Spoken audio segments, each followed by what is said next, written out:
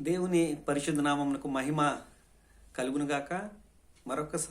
మరొకసారి మీ ముందుకు రావడానికి నేను సంతోషిస్తున్నాను. ఈరోజు మనము ధ్యానించబోయే అంశము ఏంటి అంటే, పాత నిబంధన మొత్తాన్ని మనము క్లుప్తంగా ఒకసారి ధ్యానించబోతున్నాం. పాత నిబంధనలో ఉన్న 39 పుస్తకాలని మనము క్షుణ్ణంగా తెలుసుకునే ప్రయత్నం చేద్దాం. తద్వారా మనము దేవునికి దగ్గరగా రావటానికి, ఆయన చిత్తం చేయడానికి, ఆయన చిత్తం నెరవేర్చడానికి మనకవి దోహద పడుతుంది. పాత నిబంధనలో మొత్తం 39 పుస్తకాలు ఉన్నాయి. వాటన్నిటి గురించి మనము క్లుప్తముగా, వివరముగా ధ్యానిద్దాం. చిన్న ప్రార్థన చేసి ముందుకు వెళ్దాం. మహాపరిశుద్ధుడా, ప్రేమగల తండ్రి, నీ పరిశుద్ధ పాదమునకు, నీ ఘనమైన నామమునకు వేలాది స్తుతులు, స్తోత్రం ప్రభువా. నిన్న నేడు రేపు ఏకరీతిగా ఉన్న దేవుడవు, యుగ యుగములకు ఒక్క రీతిగా ఉన్న తండ్రి. ఇదిగో ప్రభువా, పాత నిబంధనను ప్రభువా ధ్యానించబోచుండగా ప్రభువా, నీ ఆత్మశక్తిని నాకు ఇవ్వనైనా చక్కగా చెప్పడానికి, నీ ఆత్మావేశాన్ని ఇచ్చి నడిపించిన ఆయన, నీ ఆత్మ ప్రేరణతో, నీ ఆత్మతో నన్ను నింపి మాట్లాడితే నేనైనా సరే వినేవారికి దీవెనకరంగా నా మాటలు ఉండేలాగా సహాయం దయచేయండి. నన్ను సంపూర్ణంగా మీ కంట్రోల్ తీసుకుని మీరే మాట్లాడమని, నీ పరిశుద్ధాత్మతో నింపి నడిపించి నీ కృపలో వృద్ధిలింపు చేయమని యేసునామమున ప్రార్థన అడుగుతున్నాము తండ్రి, ఆమేన్. పాత నిబంధనలో మనం చూసినట్లయితే మొదటిగా 5 కాండాలు: ఆదికాండము, నిర్గమాకాండము, లేవీకాండము, సంఖ్యాకాండము, అలాగే ద్వితీయోపదేశకాండం. ఈ 5 కాండాలని ఎవరు రాశారంటే మోషే గారు రాశారు. అలాగే దాని తర్వాత మనకు కనిపించేది చరిత్ర పుస్తకాలు. చరిత్ర పుస్తకాలు మనకి 9 పుస్తకాలుగా మనకి కనిపిస్తున్నాయి. అవి ఏంటి అంటే, యెహోషువ దగ్గర నుంచి చూసినట్లయితే 2వ దినవృత్తాంతాలు వరకు మొత్తం 9 పుస్తకాలు మనకు చరిత్ర పుస్తకాలుగా మనకు కనిపిస్తాయి. ఆ తర్వాత చెర అనంతరం పుస్తకాలు ఉన్నాయి. అవి ఎజ్రా, ఎస్తేరు, నెహెమ్యా. ఇవన్నీ మనకి చెర విడుదల తరువాత పుస్తకాలు. ఈ 3 పుస్తకాలు మనకు కనిపిస్తున్నాయి. వాటితో పాటు అనేక ప్రవక్తల గ్రంథాలు కూడా ఉన్నాయి. ప్రవక్తల గ్రంథాలు కూడా ఈ రాజుల చరిత్రలో అవి ఇమిడి ఉన్నాయి అనే విషయం మనము గమనించాలి. ఏదైనా ఒక దేశ చరిత్రను మనం తెలుసుకున్నట్లయితే ఆ దేశం గురించి మనకి అవగాహన మనకి వస్తుంది సహజంగా. ఉదాహరణకు భారతదేశ చరిత్ర మనకు తెలిసినట్లయితే భారతదేశం మీద మనకి ఒక అంచనాకి, ఒక అభిప్రాయానికి మనం వస్తాం. ఇప్పుడు పాత నిబంధన మనకు తెలియాలి అంటే దాని వెనక జరిగిన నేపథ్యం అనేది మనకి తెలిసి ఉండాలి. చరిత్ర, పాత నిబంధనలో ఏం జరిగినాయి, ఇశ్రాయేలు జీవితంలో ఏ సంఘటనలు చోటు చేసుకున్నవి అనే విషయం మనకు తెలిస్తేనే పాత నిబంధన మనకు క్లుప్తంగా మనకు అర్థమవుతుంది. ఉదాహరణ, భారతదేశ చరిత్ర మనం ఎక్కడ ఉంటున్నాం? భారతదేశంలో ఉంటున్నాం. భారతదేశం గురించి మనకు ఒక అవగాహన రావాలి అంటే భారతదేశ చరిత్ర మనకు తెలియాలి. లేకపోతే భారతదేశ నేపథ్యం లేదా వెనుకున్న చరిత్ర మనకు తెలియకపోతే, నేను భారతదేశంలో ఉన్నప్పటికీ అసలు ఈ దేశంలో మొదటి నుంచి ఆది నుంచి ఏం జరిగింది అనేది మనకి తెలియదు. మన భారతదేశ చరిత్ర ఎప్పుడు స్టార్ట్ అయింది అని మనం చూసినట్లయితే సుమారు క్రీస్తుకు పూర్వం 1500 సంవత్సరాల క్రితం, ఆర్యులు భారతదేశంలో, అంటే ఈ దేశాల్లో వారు పరిపాలించినట్లుగా, వారు అక్కడ ఈ దేశంలో వారు నివసించి పరిపాలించినట్లుగా మనము చూస్తాం. ఆ తర్వాత ఆర్యుల తర్వాత మనకు ఈ భారతదేశాన్ని పరిపాలించింది ఎవరు అంటే మౌర్యులు. అందులో ప్రధానమైన వాడు చంద్రగుప్త మౌర్య. మనం చరిత్ర పుస్తకాల్లో కూడా మనం చదువుకుంటాం కదండి. 10th క్లాస్ ఆ స్టాండర్డ్స్లో మనం చంద్రగుప్త మౌర్యుడి గురించి మనం చదువుకుంటాం. ఆయన పాట్నాను రాజధానిగా చేసుకొని ఆయన పరిపాలించినట్లుగా ఆయన్ని పాటలీపుత్రునిగా మనం చదువుకున్నాం కదా. ఆయన ప్రాముఖ్యుడు. మౌర్యుల సామ్రాజ్యంలో ప్రాముఖ్యమైన వ్యక్తిగా మనము చదువుకుంటాం. ఆ తర్వాత భారతదేశాన్ని పరిపాలించింది ఎవరు అంటే గుప్తులు పరిపాలనలో భారతదేశం కూడా పరిపాలించబడింది. దాంట్లో శ్రీగుప్తుడు, చంద్రగుప్తుడు అనేవారు ముఖ్యులు. వారు భారతదేశాన్ని పరిపాలించినట్లుగా మనము చూస్తాం. గుప్తుల కాలంలో కూడా అద్భుతమైన పరిపాలన భారతదేశంలో జరిగింది. వారి తర్వాత భారతదేశాన్ని పరిపాలించింది ఎవరు అని మనం చూసినట్లయితే మొఘలులు, అనగా అక్బరు, బీర్బరు, షాజహాను, వీళ్ళ హయాములో భారతదేశము పరిపాలన జరిగింది అనేది వాస్తవం. మనము చరిత్ర మనకి ఆ విషయం తెలియజేస్తుంది. వారి తర్వాత భారతదేశాన్ని పరిపాలించింది ఎవరు అంటే బ్రిటిష్ వాళ్ళు. సుమారు 200 సంవత్సరాలు భారతదేశాన్ని పరిపాలించిన వారుగా మనకి కనబడుతుంది. వారు పరిపాలన చివరిలో మనకి స్వాతంత్రాన్ని ప్రకటించి వారు వెళ్ళిపోయినట్లుగా మనకి తెలుస్తుంది. అనగా భారతదేశం యొక్క పరిపాలనా చరిత్ర మనకు తెలిసినట్లయితేనే ఎవరున్నారు, ఎవరి తర్వాత ఎవరు పరిపాలించారు, ఎవరి తర్వాత ఎవరు ఈ భారతదేశం యొక్క స్థితిగతులు మనకు అర్థమైతేనే తప్ప దాని చరిత్ర మనకు అర్థం కాదు. అలాగే పాత నిబంధనలు మనం చూసినట్లయితే అసలు ఇశ్రాయేలు యొక్క చరిత్ర మనకు అర్థం అవ్వాలి. ఆ చరిత్ర అర్థమైనప్పుడే పాత నిబంధన మనం ఎప్పుడు ధ్యానించినా అది మన మదిలో మెదులుతూ ఉంటుంది. ఎప్పుడు ఈ విధంగా మనము ఒక విధంగా ఒక వరుసలో మనం ధ్యానించుకుంటూ వెళ్తే అది మన మైండ్లో మనం చచ్చేంత వరకు కూడా పాత నిబంధన మన మనసులోంచి చెరిగిపోదు. మొదటగా మనం చూసినట్లయితే ఆది కాండం నుంచి ద్వితీయోపదేశ కాండం వరకు మనం చూసినట్లయితే 5 కాండాలు అంటారు. మనం మొదటగా దేవుడు ఆది కాండంలో మనం చూసినట్లు ఒక్క ఆది కాండంలోనే 2200 సంవత్సరాల చరిత్ర దాగి ఉంది ఒక్క ఆది కాండంలోనే. మొదట మనం ఆది కాండం మనం చూసినట్లయితే మొదటి అధ్యాయము నుంచి 11వ అధ్యాయం వరకు మనం చూసినట్లయితే మనకు దేవుడు సృష్టి, అలాగే దేవుడు మొదటి అధ్యాయం నుంచి 11 అధ్యాయాల వరకు మనం చూసినట్లయితే సృష్టి యావత్తు అక్కడ మనకి కనబడుతుంది. మొదటి అధ్యాయం మనకి మొదటి అధ్యాయం ఏం చెప్తుంది అంటే దేవుడు సృష్టిని సృష్టించాడు. ఆ తర్వాత 2-3 అధ్యాయాలు మనకి ఏం తెలియజేస్తున్నాయంటే దేవుడు మనిషిని సృష్టించాడు. మనిషిని సృష్టించిన తర్వాత మనిషి ఏం ప్రవేశపెట్టాడు అంటే పాపాన్ని లోకంలోకి ప్రవేశపెట్టాడు. ఆ తర్వాత ఏం జరిగింది అని మనం చూసినట్లయితే 6వ అధ్యాయంలో మనం చూసినట్లయితే దేవుడి తద్వారా ఎప్పుడైతే మనిషి లోకాల్లోకి పాపాన్ని ప్రవేశపెట్టినప్పుడు దేవుడికి కోపం వచ్చి ఆయన జలప్రళయాన్ని ఈ భూమి మీదకి రప్పిస్తాడు. భూమి మీద ఉన్న అన్నీ కూడా జీవజంతువులన్నీ కూడా చనిపోతాయి. 6, 7, 8 అధ్యాయాల్లో మనకి ఇవన్నీ కనిపిస్తాయి. ఆ తర్వాత బాబేలు గోపురము పడగొట్టడం, అక్కడ భాషలు తారుమారు చేయటం, ఇవన్నీ కూడా భాషలు తారుమారు అవటం, అక్కడి నుంచి ప్రజలు అనేక ప్రాంతాలకు చెదిరిపోవటం అనేది మనకి కనిపిస్తుంది. మీరు ఆదికాండంలో ఈ 11 అధ్యాయాలు మీరు చూసినట్లయితే దేవుడు ఆదియందు ఒక మాట అంటాడు. ఏంటంటే మీరు ఫలించి అభివృద్ధి చెంది భూమిని నింపి విస్తరించండి అని చెప్పంటే వారేమో ఒక పెద్ద మంచి చోటు చూసుకొని ఆ రోజు ఎక్కడ ఆ బాబేలు అనే ఆ మెసపొతోమియా ప్రాంతాలు, అంటే ఎక్కడైతే వారికి అనుకూలంగా ఉందో వారు ఒక స్థలాన్ని చూసుకున్నారు. అక్కడ సెటిల్ అయిపోయారు.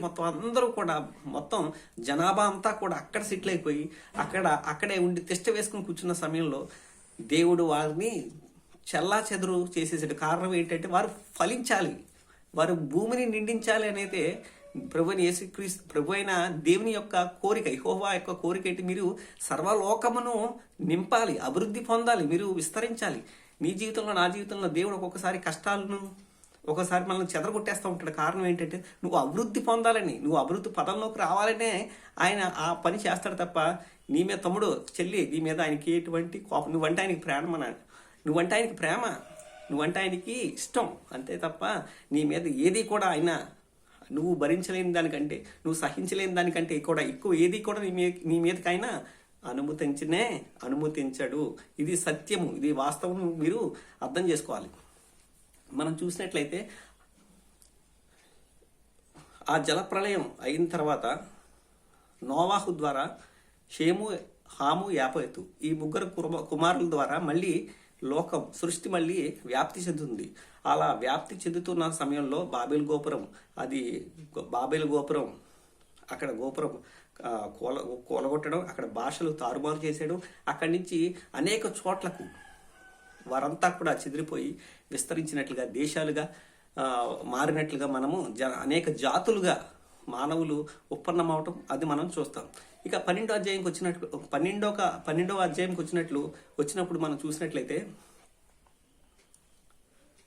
అబ్రహాం గారు మనకి కనిపిస్తారు. 12వ అధ్యాయంలో మనకి అబ్రహాం గారు కనిపిస్తారు. 12వ అధ్యాయం నుంచి 23వ అధ్యాయం వరకు 12 అధ్యాయాలు అబ్రహాం గారి గురించిన చరిత్ర మనకి ఆదికాండంలో కనిపిస్తుంది. 12 అధ్యాయాలు అబ్రహాం గారి గురించి తెలియజేస్తే, ఇసాకు గురించి ఎన్ని అధ్యాయాలు తెలియజేస్తున్నారు అంటే, ఎన్ని అధ్యాయాలు మనకు తెలుస్తాయంటే 3 అధ్యాయాలు, 24, 25, 26 ఇసాకుల గురించిన చరిత్ర ఈ 3 అధ్యాయాల్లో మనం చూస్తాం. ఆ తర్వాత మనకు కనిపించేది యాకోబుకి మరో పేరే ఇశ్రాయేలు. యాకోబు గురించిన చరిత్ర ఎన్ని అధ్యాయాల్లో మనం చూస్తామంటే సుమారు 9 అధ్యాయాలు, అనగా 27వ అధ్యాయం నుంచి 35వ అధ్యాయం వరకు యాకోబు చరిత్ర మనము చూస్తాము. అలాగే 36వ అధ్యాయం మనం చూసినట్లయితే ఏశావును గురించిన చరిత్ర అక్కడ ఉంటుంది. ఆ తర్వాత యాకోబు కుమారుడైన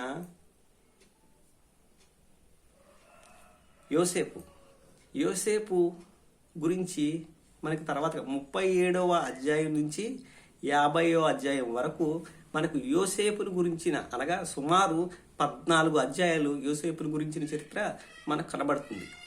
మన ఈ ఆది కాండంలోనే 2200 సంవత్సరాల చరిత్ర ఇమిడి ఉంది. అనగా ఆదాము నుంచి నోవాహు వరకు 1000 సంవత్సరాలు. ఓకే, ఆదాము నుంచి నోవాహు వరకు 1000 సంవత్సరాలు, నోవాహు నుంచి అబ్రహాం వరకు 1000 సంవత్సరాలు, అబ్రహాము తర్వాత సుమారు 200 నుంచి 300 చరిత్ర ఈ ఆది కాండంలోనే చోటు చేసుకుంది. రైట్, మనం ఈ పాత నిబంధన మొత్తాన్ని మనం ఏ విధంగా ఎన్ని భాగాలుగా చేసుకోవచ్చు అంటే, ఒకటి సృష్టి, రాసుకోండి. మొదటిది సృష్టి, రెండవదిగా పితరుల కాలం, మూడవదిగా నిర్గమము అంటే బయలు వెళ్ళుట, నాలుగవదిగా మనం చూసినట్లయితే నాయకుల కాలం, ఆ తర్వాత మనం చూస్తాము న్యాయాధిపతుల కాలం, ఆ తర్వాత రాజ్య పరిపాలన ప్రారంభం, ఆ తర్వాత మనం చూసినట్లయితే చెరలోనికి వెళ్ళటం, ఆ తర్వాత మనం చూసినట్లయితే చెర విడుదల, ఆ తర్వాత మనం చూసినట్లయితే నిశ్శబ్ద కాలం. ఈ 9 అంశాలు మనం ఈరోజు ధ్యానించబోతున్నాం. మొదటిగా సృష్టిని గురించి మనం ధ్యానించాం. ఆ తర్వాత పితరుల కాలం, మన పితరులు అబ్రహాం మొదలుకుంటే మనకు యోసేపు వరకు కూడా ఆది కాండంలోనే ఉంటాము. సుమారు ఆది కాండంలోనే 2200 సంవత్సరాల చరిత్ర ఇమిడి ఉంది. ఆ విషయం మీరు జ్ఞాపకం పెట్టుకోవాలి. ఆ తర్వాత ఏం జరిగింది? ఆ తర్వాత యోసేపు ఐగుప్తులో ఉంటాడు. ఇశ్రాయేలీలు ఐగుప్తుకు వెళ్తారు. వారు గోషెన్ అనే ప్రాంతంలో వారు నివసిస్తున్న సమయంలో అక్కడ దేవుడు ముందే చెప్పేస్తాడు, మీరు 430 సంవత్సరాలు మీది కాని దేశంలో, అంటే వీరు కనాన్ నుంచి ఐగుప్తుకి వెళ్తారు. ఆ ఐగుప్తులో వారు ఎలా మారిపోతారంటే బానిసలుగా మారిపోతారు. వారు పెడుతున్న మొర్రని బట్టి దేవుడు వారిని తీసుకురావడానికి ఎవరిని ఉపయోగించుకుంటాడు అంటే మోషేని పిలుచుకొని నాయకుడిగా ఇశ్రాయేలుకి ఏర్పరిచి ఐగుప్తీయుల వశంలో నుంచి ఇశ్రాయేలును ఐగుప్తు నుంచి బయటికి తీసుకురావడానికి మోషే నాయకుడిగా వాడుకుంటాడు. అదే నిర్గమము లేదా బయలు వెళ్ళుట, ఎగ్జిట్. ఎక్కడి నుంచి? ఐగుప్తు నుంచి ఎగ్జిట్. వారు ఐగుప్తు నుంచి మోషే నాయకత్వంలో వస్తున్న సమయంలో వారు ప్రయాణంలో ఉంటుండగానే వారు సీనాయి పర్వతం దగ్గరికి వచ్చినప్పుడు దేవుడు వారికి ఏమిస్తాడు అంటే మోషేని సీనాయి కొండ మీదకి రమ్మంటాం. మోషే సీనాయి కొండకి ఎక్కి వెళ్ళటం, దేవుడు మోషేకి ధర్మశాస్త్రాన్ని 10 ఆజ్ఞలు ఇవ్వటం, ఆ తర్వాత మోషేతో దేవుడు మాట్లాడడం, మోషే దేవుడితో మాట్లాడిన తర్వాత దేవుడు మోషేని దిగి వెళ్ళమంటాం. ఆ సీనాయికొండ దిగి వచ్చి మనం ఇదంతా కూడా ఎక్కడ చూస్తామంటే నిర్గమాకాండం 1వ అధ్యాయం నుంచి 18వ అధ్యాయం వరకు, 1వ అధ్యాయం నుంచి 18వ అధ్యాయం వరకు ఈ చరిత్ర అంతా ఉంటుందా. ఆ ధర్మశాస్త్రం ఇవ్వటం, ఆ ధర్మశాస్త్రాన్ని తీసుకురావటం, ఇవన్నీ కూడా మనకి కనిపిస్తుంది. దేవుడు మాట్లాడడం మోషేతో, ఇవన్నీ మనకి కనిపిస్తాయి. ఆ తర్వాత మనకి 19వ అధ్యాయం నుంచి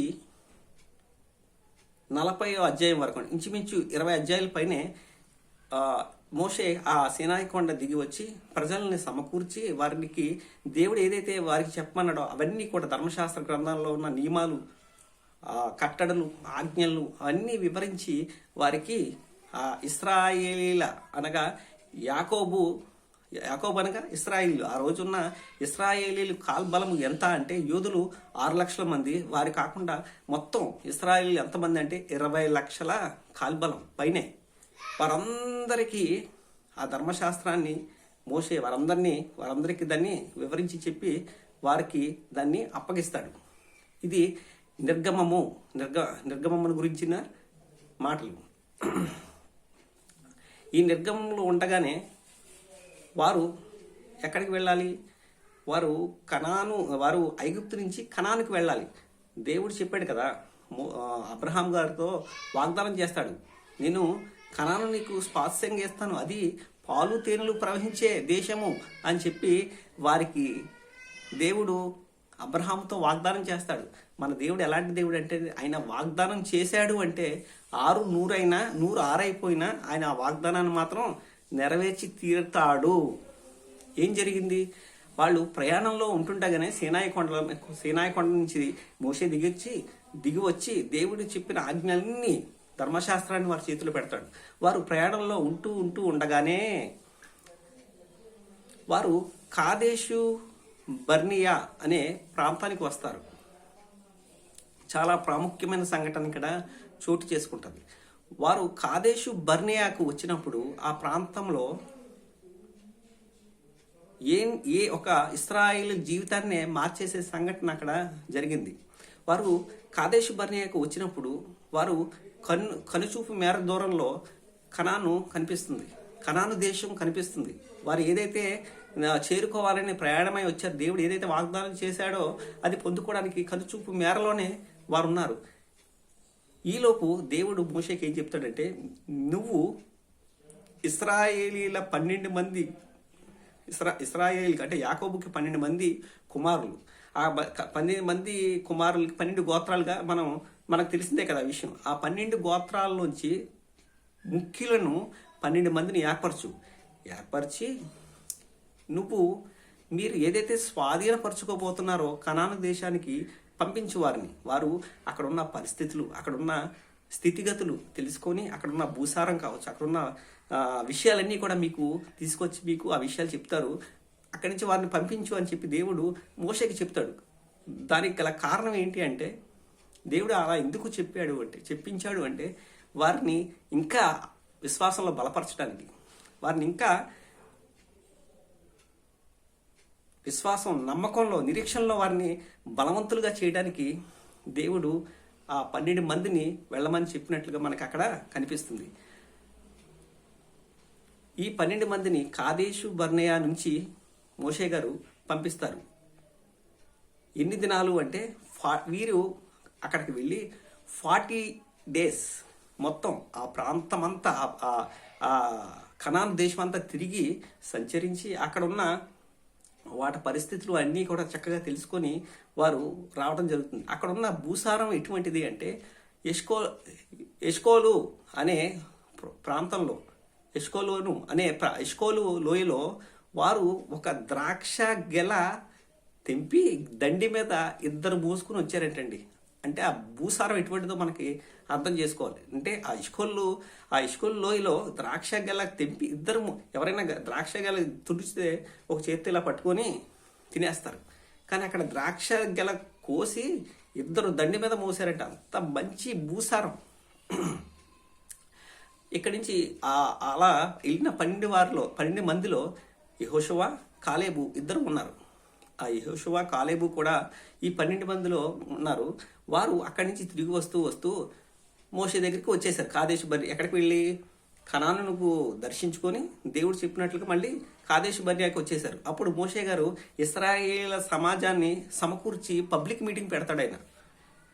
ఏంటి వచ్చారా, చూసారా, ఏంటి అసలు విషయాలు ఏంటి అని చెప్పంటే, యెహోషువ, కాలేబు తప్పించి మిగతా 10 మంది చెడ్డ సమాచారం ఇస్తారు. ఏంటి ఆ చెడ్డ సమాచారం ఏంటి అంటే, ఆ దేశం బాగుంది, అది నిజంగా పాలు తేనెలు ప్రవహించే దేశమే, మేము కాదంటలేదు. కానీ అక్కడున్న వారు మనకంటే బలవంతులు, అక్కడున్న నెఫీనీయులు, వారు ఉన్నత దేహులు.